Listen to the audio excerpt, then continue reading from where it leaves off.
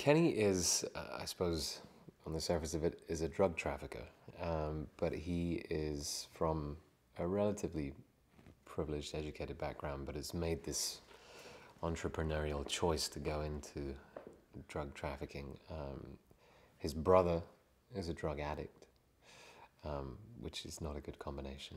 And yeah, I mean, right from the beginning of the movie, we see him in a particularly bleak period. His wife has just been kidnapped, and we very quickly find out that she's been murdered by these guys. And through his brother, they enlist the help of retired, jaded, alcoholic ex-cop turned private detective Matt Scudder to help find the guys who did it. Yeah, I think initially Kenny's pretty skeptical about this guy who's, two things he knows about him is he used to be a cop and he's an alcoholic.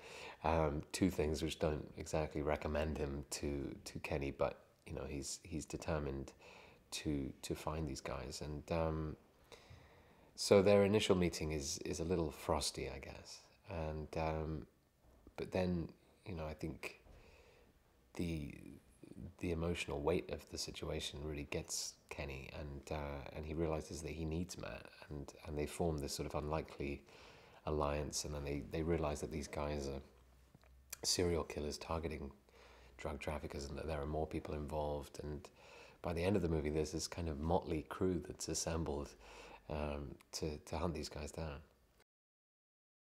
Scott is great. I actually am very, very fond of him, and I'm very grateful to him for having the opportunity to explore, a very, very different kind of character that I've been playing for the last few years, certainly. And he saw something in me that was, I don't know about ready, but I was certainly up for the challenge of going to a pretty dark place with a movie, and that's really fun for an actor, really, to explore all corners. And so he's been great.